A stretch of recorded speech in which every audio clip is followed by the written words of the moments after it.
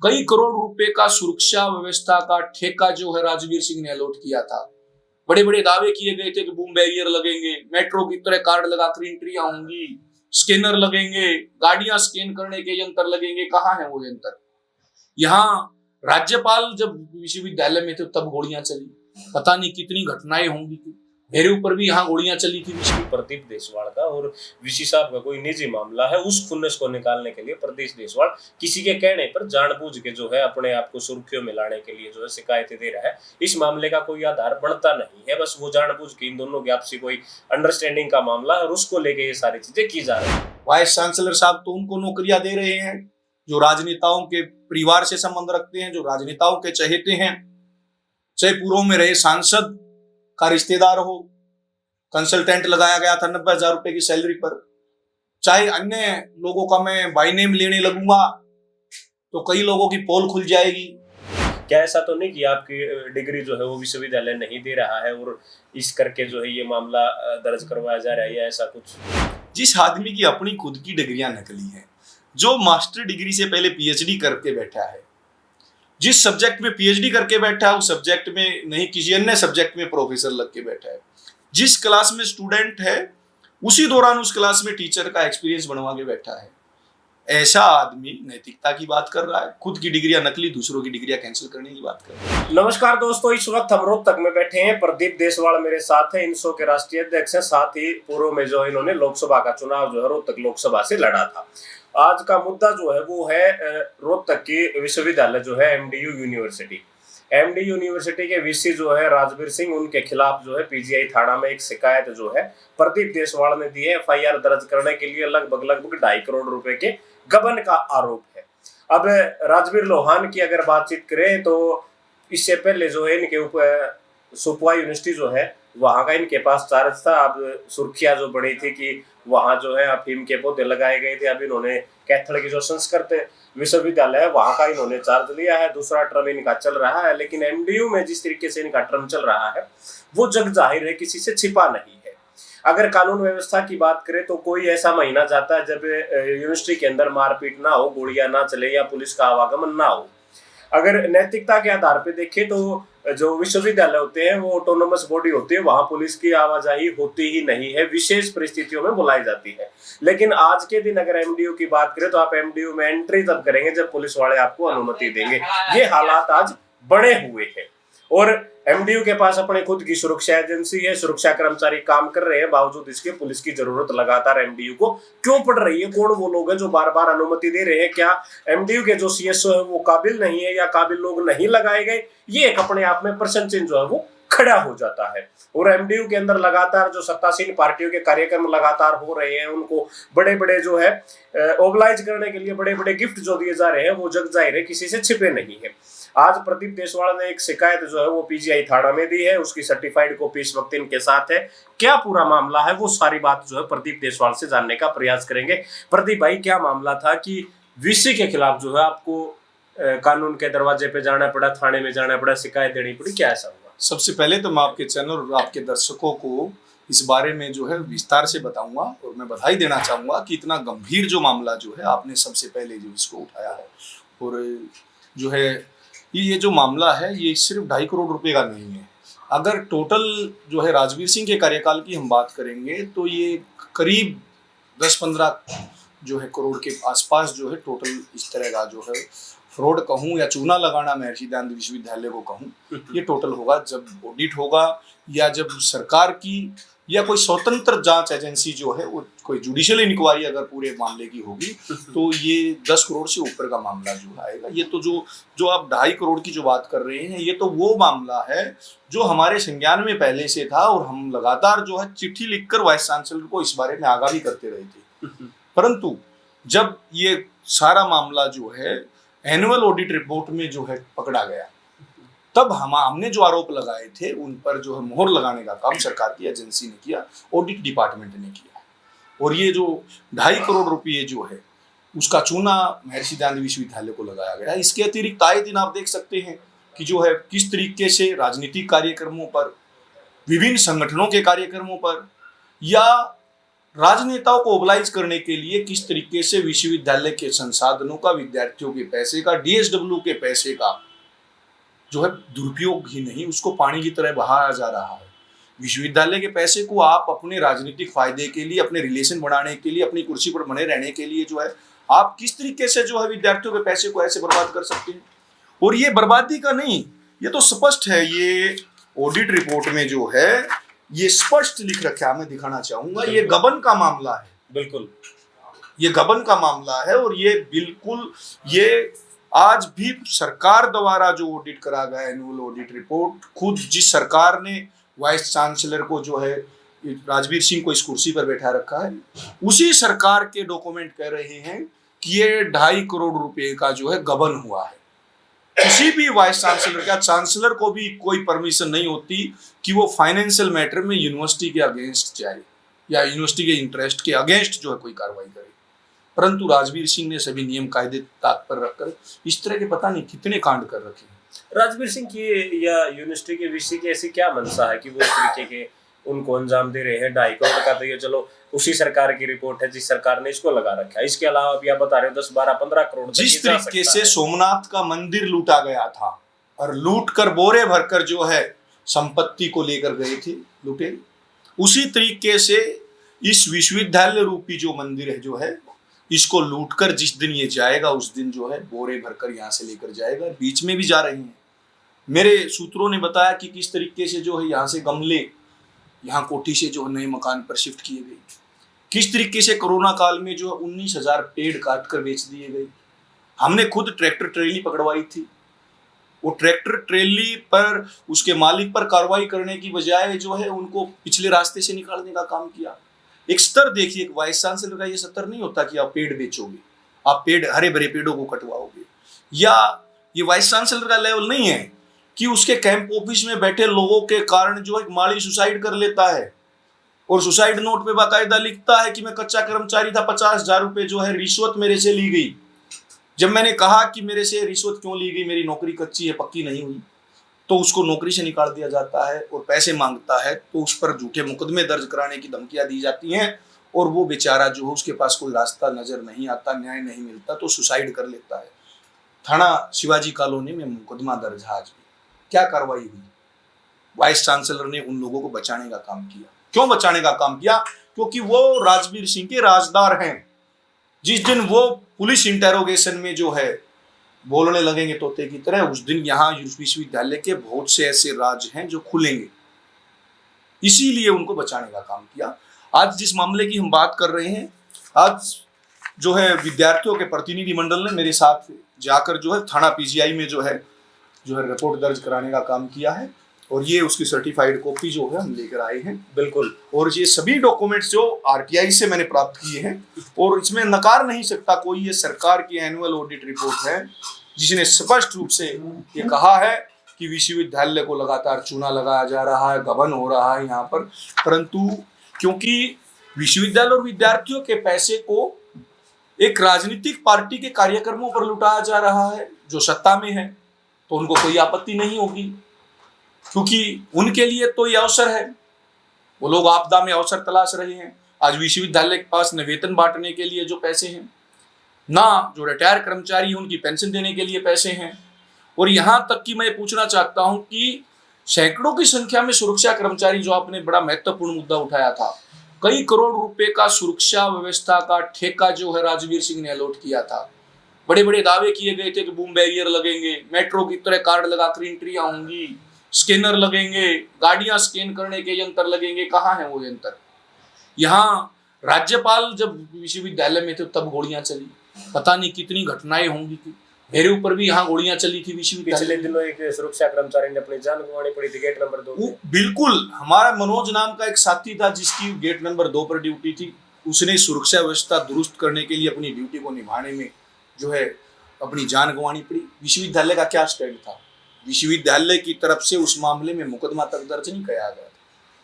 जब teaching, non teaching और student organisation ने विशेष रूप से हमारे साथियों ने जो है उसमें बढ़ चढ़कर जो प्रोटेस्ट किया और जो उस आवाज को उठाया, तब जाकर तो मुकदमा दर्ज हुआ था। जब उसने विश्वविद्यालय की सुरक्षा करते हुए ऑन ड्यूटी उस छात्री की मृत्यु हुई है, तो क्यों ना उसके परिवार से कोई एक परमानेंट नौकरी विश्वविद्यालय में होनी चाहिए थी, बिल्कुल जो कि नैतिकता के आधार पर भी और कानून के अनुसार भी जो उनका हक बनता था, उसके परिवार का हक बनता था। बिल्कुल नैतिकता है ये तो कि भाई एक आदमी ने अगर इस लेकिन काम में नहीं, अपने वाइस चांसलर साहब तो उनको नौकरियां दे रहे हैं जो राजनेताओं के परिवार से संबंध रखते हैं, जो राजनेताओं के चहेते हैं, चाहे पूर्व में रहे सांसद का रिश्तेदार हो, कंसल्टेंट लगाया गया था 90,000 रुपए की सैलरी पर, चाहे अन्य लोगों का मैं बाई नेम लेने लगूंगा तो कई लोगों की पोल खुल जाएगी, जो चाहे वो फैकल्टी हाउस का मामला हो, चाहे सुरक्षा में भी कंसल्टेंट लगाए गए थे। जब 90,000 रुपए के आप सलाहकार रख रहे हो तो आपको क्या जरूरत पड़ी कि पुलिस को जो है विश्वविद्यालय की कानून व्यवस्था देखनी पड़ रही है। आपने वीडियो देखी होगी होली के टाइम पर कितना हुड़दंग यहाँ पर हो रहा था, तब पुलिस ने आकर जो है मौका संभाला।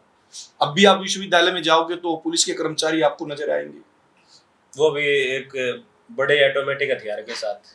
वो किस लिए कि कानून व्यवस्था नाम की चीज विश्वविद्यालय में नहीं रही है, जंगल राज हो चुका है, अयोग्य लोगों के हाथ में हो चुका है। बनाया जा रहा ये है।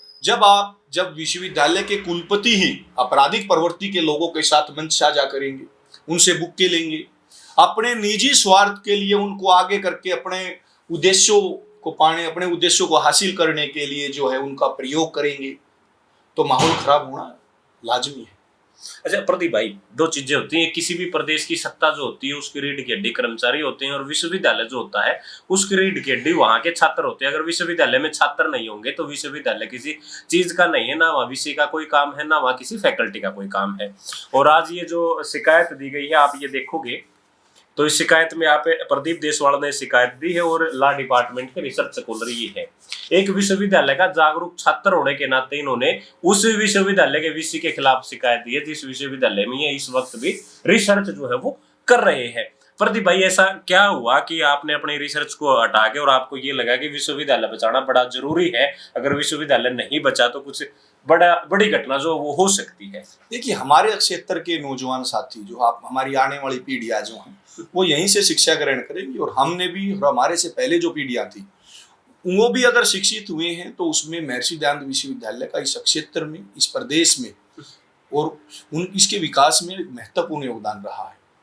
अब गरीब जो परिवारों के जो लोग हैं प्राइवेट यूनिवर्सिटीज में नहीं जा सकते, वो प्रदेश से बाहर शिक्षा ग्रहण नहीं कर सकते, वो विदेशों में नहीं जा सकते, उनका मुख्य जो है शिक्षण संस्थान जो है वो महर्षि दयानंद विश्वविद्यालय है। ऐसे में जब ये लूट मचाई जा रही है, ये लूट किस पैसे की है? ये विद्यार्थियों के पैसे की है, ये स्टूडेंट फंड का पैसा है, विद्यार्थियों की फीस से इकट्ठा हुआ पैसा है।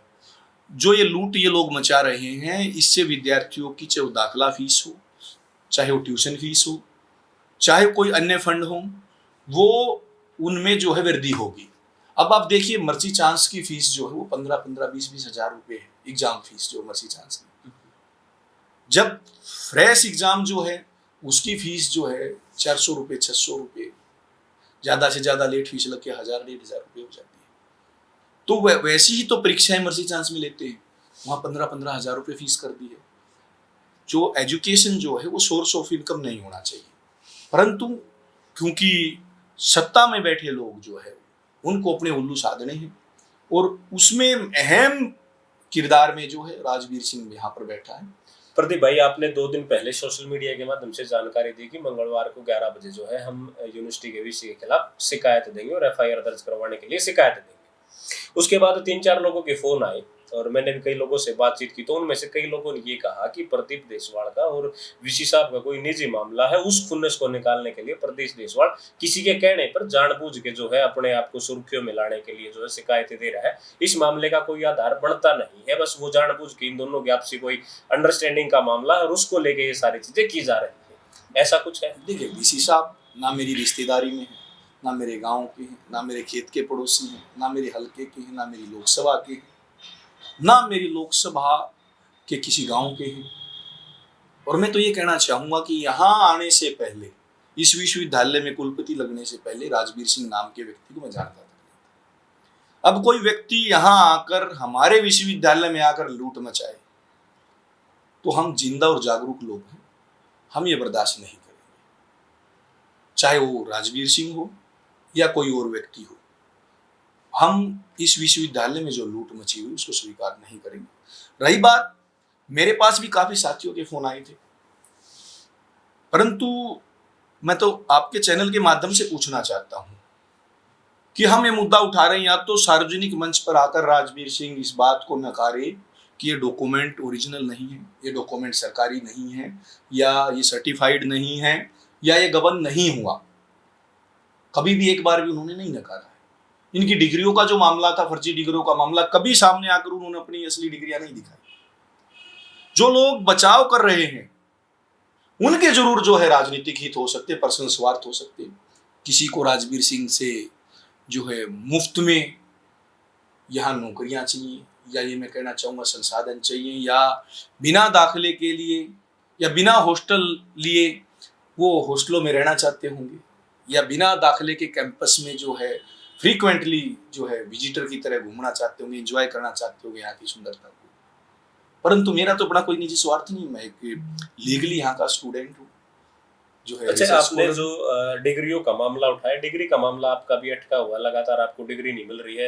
पीछे जब 2 सरकार पहले की बात करें तो दुष्यंत चौटाला डिप्टी सीएम थे, और ग्रीवेंस में भी आपने ये मामला उठाया था, ग्रीवेंस तक भी ये सारी चीजें की थी, लेकिन डिग्री आपकी अभी तक भी नहीं मिली है। क्या ऐसा तो नहीं कि आपकी डिग्री जो है वो विश्वविद्यालय नहीं दे रहा है और इस करके जो है ये मामला दर्ज करवाया जा रहा है, या ऐसा कुछ? मैं आपके संज्ञान में लेना चाहता हूँ, ये पहली बार नहीं हुआ कि किसी वाइस चांसलर ने व्यक्तिगत जो है प्रहार कर कर मेरा नुकसान कराने का काम किया। रामफल हुड्डा ने दर्जनों मुकदमे दर्ज कराए मेरे ऊपर। रामफल हुड्डा के बाद जो है चहल साहब ने भी जो है कई बार इस तरह की गैर कानूनी कार्रवाई मेरे ऊपर की। पूनिया वाइस चांसलर थे, उन्होंने भी मुकदमा दर्ज करवाया। उन्होंने तो मेरी डिग्रियां कैंसिल करने तक का फरमान जारी कर दिया था। ये कोई पहली बार नहीं है। जब कोई आवाज किसी भ्रष्टाचारी व्यक्ति के सामने उठेगी तो निसंदेह उसको दबाने का प्रयास किया जाएगा, शक्तियों का दुरुपयोग करके जो है उसको चुप कराने का प्रयास किया जाएगा। जिस डिग्री की आप बात कर रहे हैं उस डिग्री को रोकने का मकसद भी यही था। वो दबाव बनाने की एक टैक्टिस थी, परंतु शायद राजवीर सिंह इस बात को नहीं जानते कि ये हम जो कमजोर लोग नहीं हैं, हम मजबूती के साथ आवाज उठाने वाले लोग हैं। और डिग्री क्या, हमें तो जेल की सलाखें भी चुप नहीं करा सकती। प्रदीप, ऐसा क्या है कि 3-4 विषयों के साथ आपने लड़ाई लड़ी, उन्होंने आपके खिलाफ मुकदमे दर्ज कराए, जैसे आपने गिनवाए। राजवीर जी जो है वो चौथे वीसी हैं जो लगातार अब ये मामले चल रहे हैं। कब तक ये यूं ही कंटिन्यू चलते रहेंगे? नए इसके बाद कोई नया वीसी आएगा, या हो सकता है इनको दोबारा एक्सटेंशन मिल जाए, क्योंकि अभी एक्सटेंशन में चल रहा है। देखो, कोई वाइस चांसलर आओ, हम ये आज्ञा किसी को नहीं दे सकते कि इस विश्वविद्यालय में वो लूट मचाए, इस विश्वविद्यालय के माहौल को खराब करे। और आज के समय में तो सबसे ज्यादा चिंताजनक तो ये बात है कि जिस आदमी की खुद की डिग्रियां नकली हैं वो आदमी अपने आप को एकेडमिशियन बता रहा है। कुछ दिन पहले का मामला आपके संज्ञान में लाना चाहूंगा। अब फिजिकल एजुकेशन डिपार्टमेंट के एक प्रोफेसर की डिग्रियों को जो है नकली बताकर जो है बड़ी कार्रवाई हुई हाई कोर्ट के आदेश पर, और वो फैसला जो है विश्वविद्यालय में कुलपति राजवीर सिंह ने लिया। परंतु ये अचरज की बात है और ये बड़ी हास्यास्पद बात भी है, जिस आदमी की अपनी खुद की डिग्रियां नकली हैं, जो मास्टर डिग्री से पहले पीएचडी करके बैठा है, जिस सब्जेक्ट में पीएचडी करके बैठा है उस सब्जेक्ट में नहीं किसी अन्य सब्जेक्ट में प्रोफेसर लग के बैठा है, जिस क्लास में स्टूडेंट है उसी दौरान उस क्लास में टीचर का एक्सपीरियंस बनवा के बैठा है। ऐसा आदमी नैतिकता की बात कर रहा है, खुद की डिग्रियां नकली, दूसरों की डिग्रियां कैंसिल करने की बात कर रहा है। प्रदीप, ये मामला लगातार चल रहा है। जब आपकी पार्टी सत्ता में थी, जिस पार्टी से आपने चुनाव लड़ा, ये मामला तब भी उठ रहा था कि राजवीर लोहानी की डिग्रियां जो है वो फर्जी है। लेकिन आपकी पार्टी सत्ता में रही, आपके नेता जो है दुष्यंत चौटाला, वो प्रदेश के डिप्टी सीएम रहे, युवा डिप्टी सीएम रहे, कई मंत्रालय उनके पास थे। बावजूद इसके राजवीर लोहान के ऊपर या उनकी डिग्रियों के ऊपर कोई सवाल नहीं उठा और ना उनके ऊपर कोई कार्रवाई हुई। एक्सटेंशन मिलने के बाद आज भी वो लगातार अपना कार्यभार जो संभाल रहे हैं, और फिलहाल सरकार ने उनको कैथल की संस्कृत विश्वविद्यालय का एडिशनल चार्ज भी दिया हुआ है। तो कहीं ना कहीं ये क्वेश्चन मार्क से नहीं बनता कि प्रदीप देशवाल लगातार आवाज उठा रहा है। प्रदीप देशवाल की पार्टी एक बार सत्ता में भी रही, डिप्टी सीएम इनका था, 3 मंत्री और भी थे, बावजूद इसके राजवीर लोहान पर कार्रवाई नहीं हुई। या तो आपकी पार्टी में दम नहीं था, या राजवीर लोहान मजबूत इतना बैठा है सत्ता के अंदर कि आपके पार्टी के नेता जो वो कार्रवाई करने से गुरेज करते हैं या अचकते हैं। देखिए, इस बात में कोई दो राय नहीं कि सरकार में रहते हुए मैंने और मेरे साथियों ने बड़ी मजबूती के साथ, कुछ लोग ये भी कहते थे कि आप लोग सरकार में हो तो क्यों स्ट्राइक कर रहे हो, क्यों प्रोटेस्ट कर रहे हो। ये हमारी नैतिक जिम्मेवारी बनती है अगर हम स्टूडेंट पॉलिटिक्स कर रहे हैं और हमारे अपने ही शिक्षण संस्थान में, हमारे अपने विश्वविद्यालय में इस तरह की लूट मची और एक अयोग्य व्यक्ति कुलपति की कुर्सी पर बैठा हो, तो हमारा आवाज उठाना लाजमी था। और मैंने सरकार के सभी प्रतिनिधियों को, विशेष रूप से डायरेक्टर हायर एजुकेशन को, गवर्नर को, चीफ मिनिस्टर को, मनोहर लाल खट्टर जी उस समय चीफ मिनिस्टर, बिल्कुल, और सिर्फ वो नहीं, मेरी पार्टी के जो नेता थे, आपने देखा होगा ग्रीवेंस कमेटी में, मैंने बड़ी मजबूती के साथ इस बात को रखा था। हमें कोई फर्क नहीं पड़ता कि हमारे सामने कौन है, गलत को गलत कहने की हम और हमारा संगठन जो है ताकत रखता है। प्रदीप, आपको ये नहीं लगा कि जब आप सामने खड़े थे और ग्रीवेंस में आपकी पार्टी के नेता बैठे थे और आपने मजबूती से वो आवाज उठाई, लेकिन उस आवाज का कोई फायदा नहीं हुआ? नहीं, आप देखोगे जो आप जैसे जागरूक पत्रकार ही राजवीर सिंह, आप जैसे जागरूक पत्रकार और छायाकार साथियों ने उस मुद्दे को बखूबी उठाया था, और कई जो चैनल हैं उनके व्यूज तो जो है मिलियंस में गए हैं उस वीडियो पे, तो लोगों ने देखा है, उसमें बड़े पॉजिटिव कमेंट थे। बिल्कुल, कि लड़ रहे थे। परिणाम कोई नहीं कह सकता कि परिणाम कब आएंगे, कैसे आएंगे, सकारात्मक आएंगे, नकारात्मक आएंगे, लेकिन लड़ना एक जिंदा आदमी की पहचान होती है। भगत सिंह को भी पार्लियामेंट में बम फेंकते टाइम ये नहीं पता था कि देश कब आजाद होगा, लेकिन उन्होंने प्रयास किया। एक एक आदमी मिलकर प्रयास करेगा तो निसंदेह कुछ सुधार होंगे। नहीं, प्रयास में कोई गुरेज नहीं था और प्रयास आपके बड़े अच्छे थे। और आपके एक बड़े शुभ चिंतक साथी का उस दौरान मेरे पास फोन आया था, वो वाकया आज भी याद है कि भले पार्टी के अंदर तो ये तक चर्चा है कि डॉक्टर अजय सिंह का तीसरा बेटा प्रदीप को माना जाता है, लेकिन आज एक अजय सिंह का बेटा सामने सुन रहा है और दूसरा अजय सिंह का बेटा बता रहा है, लेकिन आवाज उठाने में तो प्रदीप देशवाल कहीं पीछे नहीं है, लेकिन उस आवाज को सुनने वाला कहीं ना कहीं मौन है। देखिए, कई बार कानूनी रूप से भी कई चीजें आ जाती हैं, अड़चन आ जाती है। दूसरी चीज, हमारी अपनी पार्टी की जो है स्वतंत्र सरकार नहीं थी, हम अलायंस, हमारी पार्टी जो है अलायंस में जूनियर पार्टनर के तौर पर थी। दूसरी बात कि ऐसा नहीं, मनोहर लाल खट्टर जी ने बड़े ध्यान से इन चीज़ों को सुना था। डॉक्यूमेंट्स जो उनको मैंने प्रोवाइड कराए थे, डॉक्यूमेंट्स के साथ साथ एक पेन ड्राइव भी जो उनको एक उपलब्ध कराया गया था, जिसमें बड़े गंभीर जो है मामले उस पेन ड्राइव में थे। बिल्कुल, लेकिन हमें अपनी गरिमा का ध्यान रखना पड़ता है। हम राजवीर सिंह की तरह नहीं बनना चाहते, जो विद्यार्थियों की डिग्रियां रोककर उनको दबाने का प्रयास है। अच्छा प्रदीप, आप ये आपने गवर्नर साहब ने भी उस मुद्दे को बड़े अच्छे तरीके से सुना था। लेकिन जब विश्वविद्यालय में आकर विद्यार्थियों को पैसे से बड़े बड़े गिफ्ट राजनेताओं को या संवैधानिक पदों पर बैठे हुए लोगों को दिए जाएं, कभी चांदी के मुकुट दिए जाएं, चांदी की मूर्तियां दी जाएं, कभी और आभूषण दिए जाएं, उपहार दिए जाएं, तो हो सकता है उनके मन में कोई ना कोई लालच आ गया।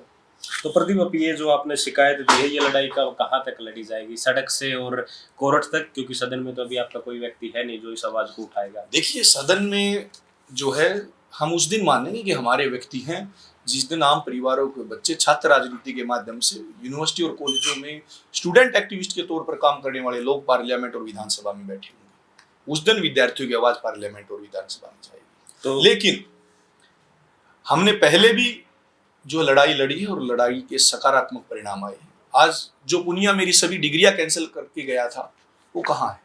आज विजिलेंस इंक्वायरी भुगत रहा है। क्या कार्रवाई कर पाया? न्यायपालिका से हमें न्याय मिला। आप और अन्य जो साथी, मीडिया के साथी कई बार जिक्र करते हैं कि एक द्वेष भावना से राजवीर सिंह ने मेरी पीएचडी की डिग्री रोक रखी है, मेरा भविष्य बर्बाद करने के लिए। इसमें कोई दो राय नहीं कि इसका उद्देश्य यही था कि इसका भविष्य बर्बाद किया जाए, इसकी पीएचडी की डिग्री को रोका जाए। परंतु न्यायपालिका ने हमें न्याय दिया। न्यायपालिका से मैं ऑनरेबल हाई कोर्ट से जीत कर आया और करारा जवाब जो है इसको मिला होगा। लेकिन जिस आदमी को कोई शर्म और लज्जा ना हो, उसको क्या हार, क्या जीत, क्या न्यायपालिका और क्या कार्यपालिका। न्यायपालिका ने फटकार लगाते हुए जो है मुझे 8 सप्ताह के अंदर जो है डिग्री देने का आदेश जो है पारित किया और विश्वविद्यालय को जो है उस ऑर्डर की कॉपी हमने सप्लाई की है। तो कब तक वो 8 सप्ताह पूरे होंगे? वो तो वाइस चांसलर महोदय से इस बारे में विस्तृत जानकारी देंगे। मैं इतना जरूर कहूंगा, लेकिन अब ये लड़ाई जो है सिर्फ पीजीआई थाने तक सीमित नहीं है। ये लड़ाई हम आखिरी सांस तक लड़ेंगे। या तो दोषियों को सजा मिलेगी या ये लड़ाई जारी रहेगी। तो ये प्रदीप देशवाल है, एक एक सवाल का बड़ी बेबाकी से जवाब दिया है और ये वो शिकायत की सर्टिफाइड कॉपी है जो पीजीआई थाना में आज दी गई है। लगभग कई दर्जन पेज इसके साथ जो है वो साथ में लगाए गए हैं। आरटीआई से जानकारी मांगी गई है, ऑथेंटिक पेपर जो है वो इसमें लगे हुए हैं। वो सारी बातें प्रदीप देशवाल ने एक एक करके बताई है, वो आपने सुनी है। क्या मामला है और 2.5 करोड़ की जो एक बेसिक मामला है वो रिपोर्ट ये है, वो भी आपके सामने है। सभी दस्तावेज जो है वो आपको वीडियो में भी दिखाई देंगे और प्रदीप देशवाल ने एक एक बात का जवाब दिया है, वो आपने सुना है। उसके बारे में आप लोग क्या सोचते हैं वो हमें कमेंट बॉक्स में जरूर लिखें। और प्रदीप भाई समय दिया इसके लिए आपका बड़ा शुक्रिया, थैंक यू।